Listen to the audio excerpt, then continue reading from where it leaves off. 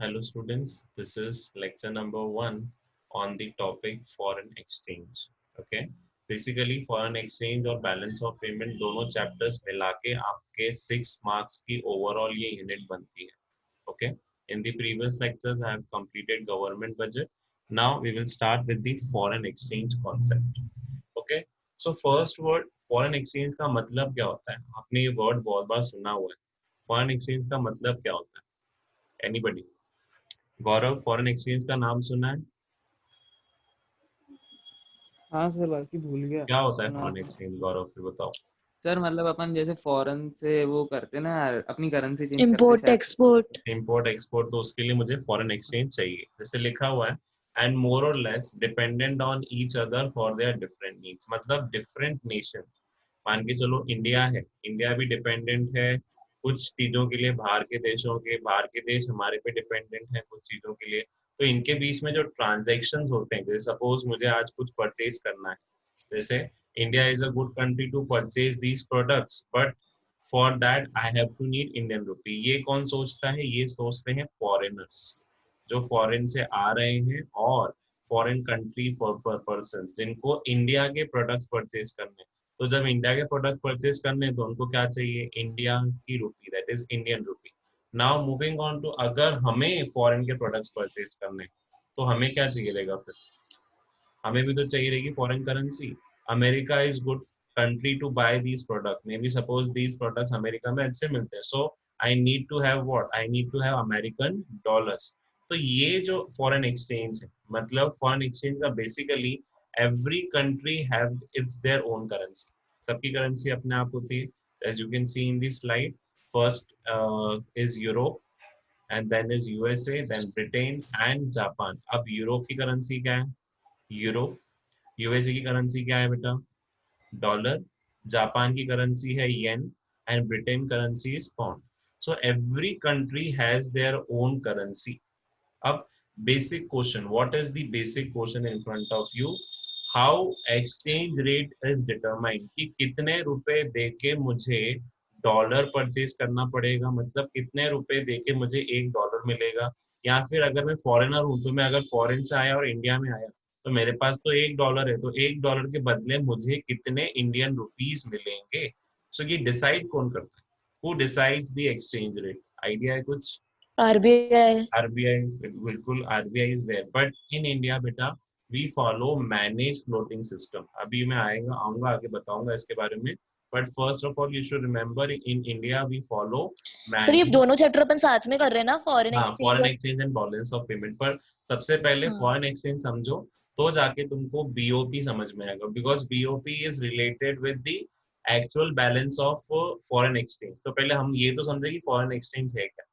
First, let us understand what is foreign exchange, how it is determined, and then we will start with the balance of payment. Okay? Like for different goods, we have different market. मतलब देखो हर एक goods के लिए market है. आज चलो इंदौर की बात करूँ, तो इंदौर में क्लॉथ मार्केट है. इंदौर में particularly we have other market, Sarafa market है for the gold and the other jewelries. So this is what these markets are there for specific commodity. तो वैसे ही अगर मैं फॉरेन एक्सचेंज की बात करूं, तो फॉरेन एक्सचेंज के लिए भी फॉरेन एक्सचेंज मार्केट क्या है. अब फॉरेन एक्सचेंज को ऐसे तो नहीं मिल जाएगा, वहां पे मार्केट में जाना पड़ेगा और फॉरेन एक्सचेंज क्या करना पड़ेगा मुझे? परचेज करना पड़ेगा. किससे परचेज करना पड़ेगा?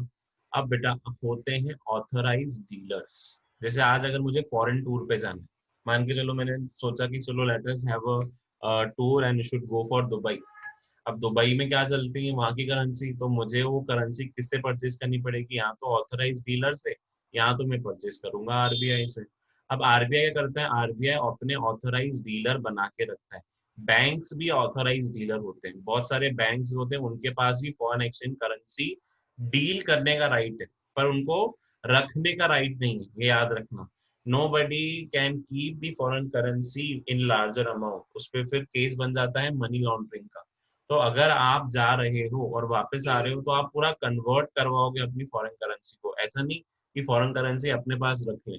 हाँ, फॉर कलेक्शन पर्पस एक या दो नोट अपने पास रखते हो. जैसे बहुत होता है ना, किसी लोगों को शौक होता है कि मैं इस नेशन गया या इस कंट्री में गया, तो उस करेंसी का एक नोट या कॉइन अपने पास रखूंगा एक निशानी के लिए.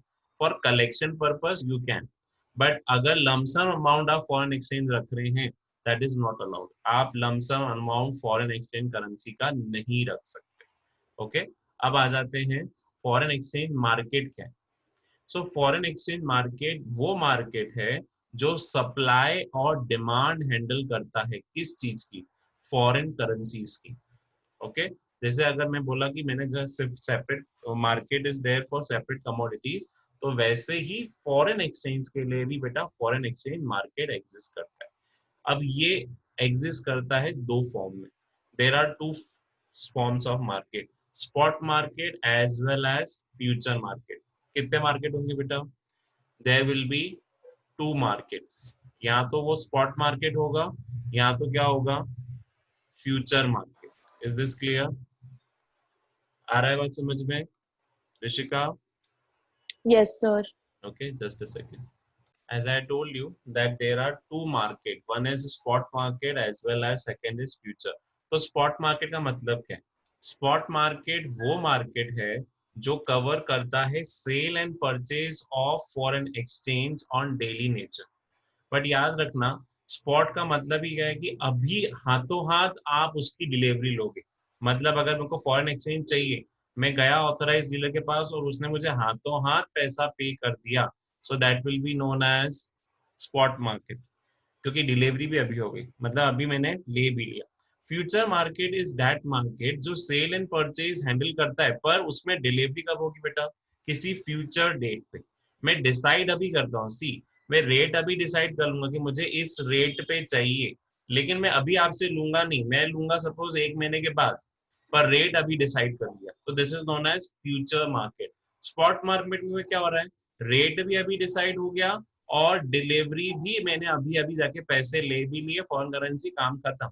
लेकिन मैंने अभी अगर फ्यूचर मार्केट मान के चलो मुझे अभी ना लेते हुए 2 महीने बाद का मेरा टूर प्लान चल रहा है, तो मैंने बोलूंगा भैया अभी मैं रेट डिसाइड कर लेता हूँ, क्योंकि अभी मार्केट मद्दा चल रहा है, foreign exchange currency rates are down, तो अभी मैंने डिसाइड कर लिया कि मुझे $2000 चाहिए, और अभी आप रेट अभी जो भी चल रहा है उस हिसाब से मुझे मेरे लिए बुकिंग कर लो, मैं डिलीवरी 1-2 महीने बाद जो आपकी फिक्स डेट हो।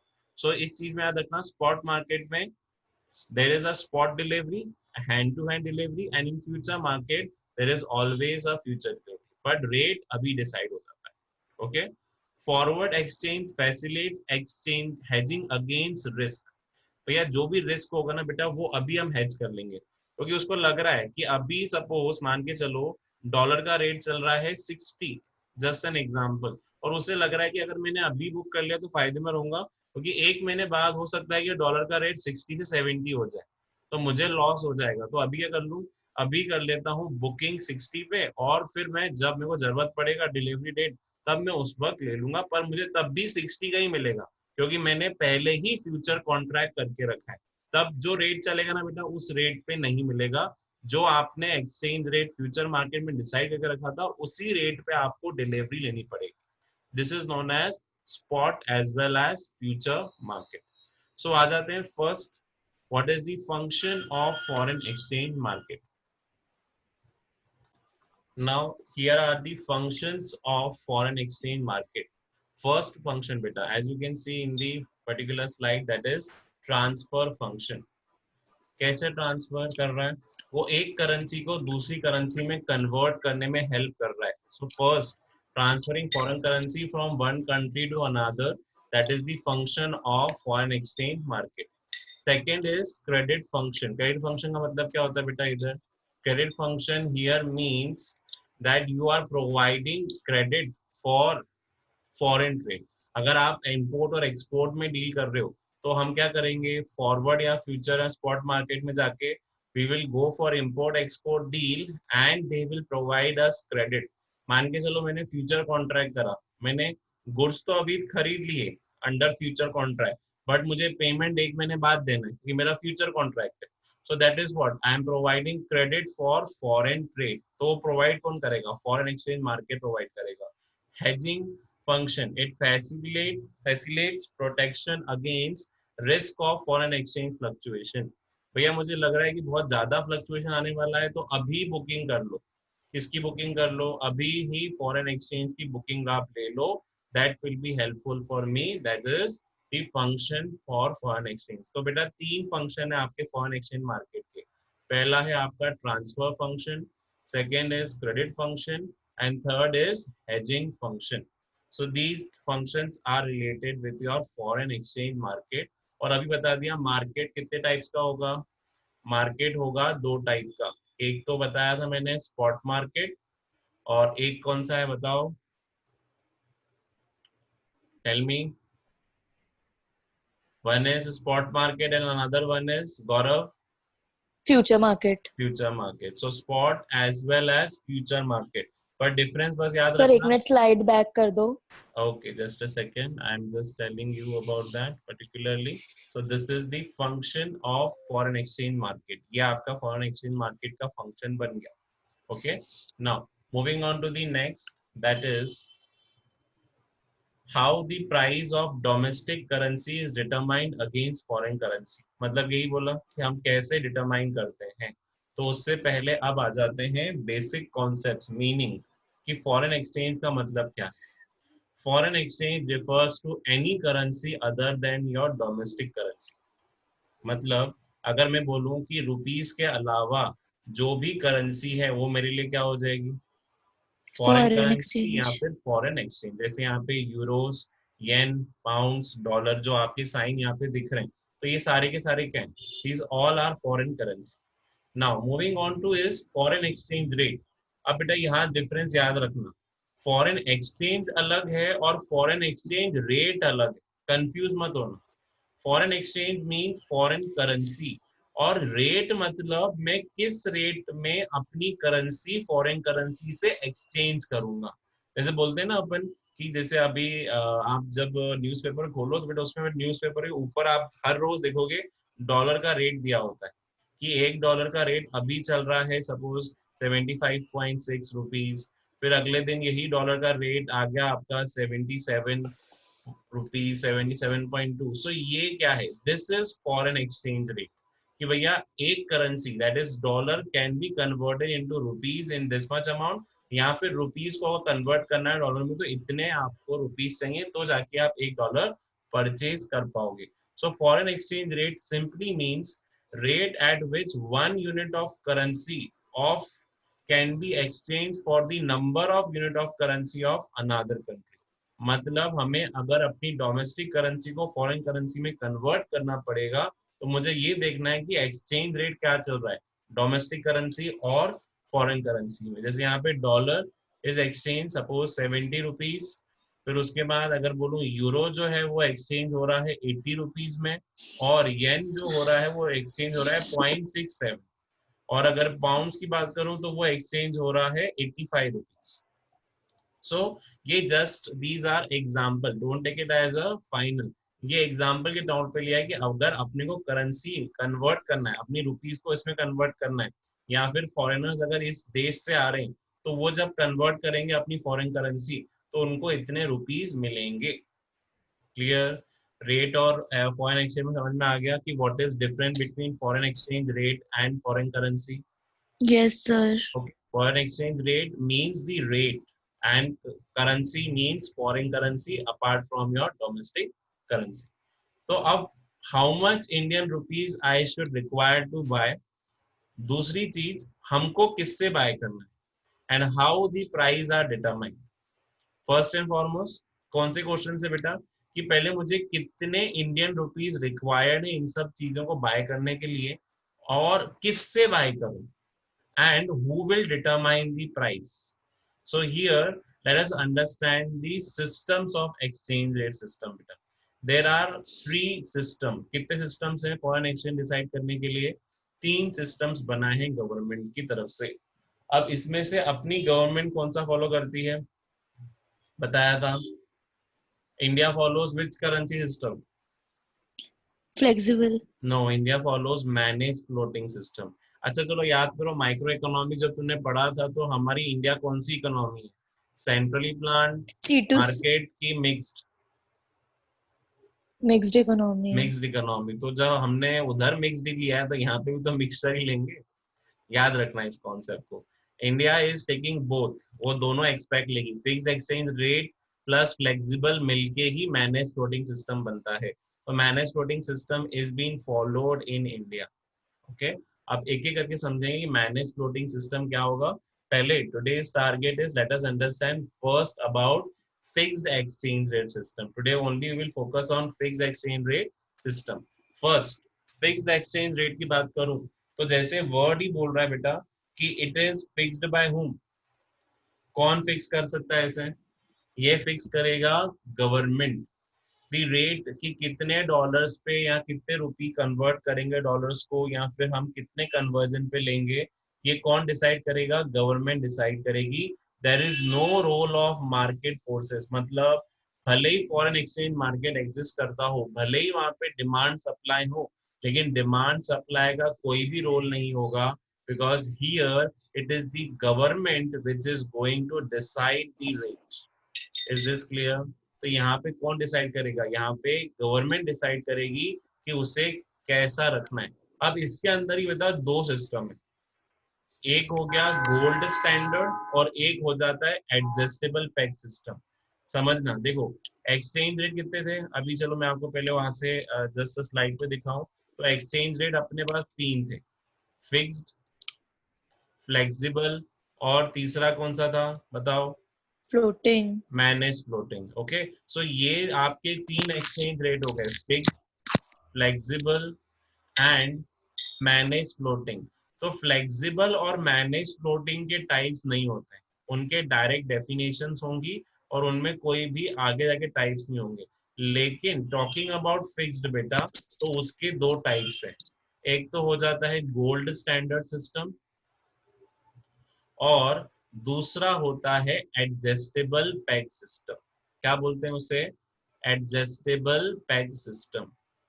Okay, so let us understand these first of all कि गोल्ड के अंदर क्या सिस्टम है और एडजस्टेबल पेग सिस्टम के अंदर क्या है।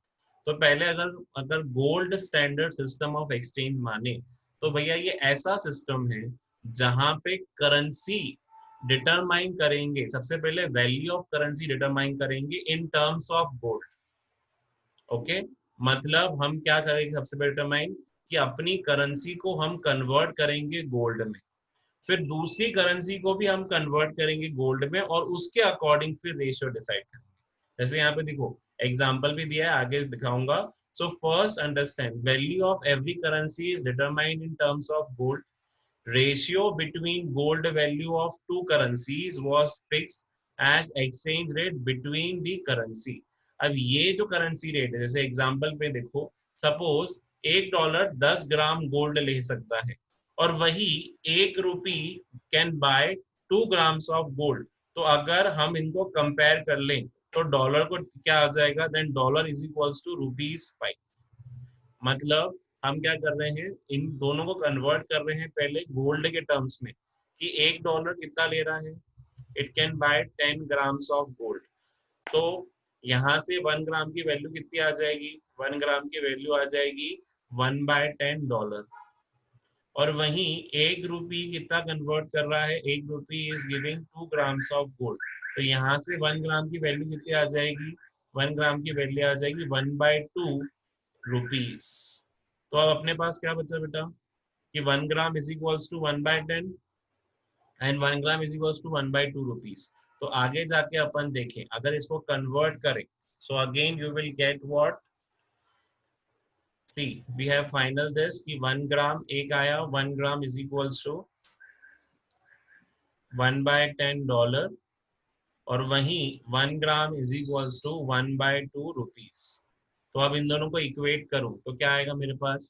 $1/10, क्योंकि दोनों ग्राम में कन्वर्ट हो गया, $1/10 इज इक्वल्स टू 1/2 रुपीस। तो मुझे अगर $1 का रेट चाहिए बेटा, तो $1 यहीं पे रहेगा, 10 वहां पे चला गया, so it will be 10 divided by 2। तो ये आ जाएगा $1 इज इक्वल्स टू ₹5।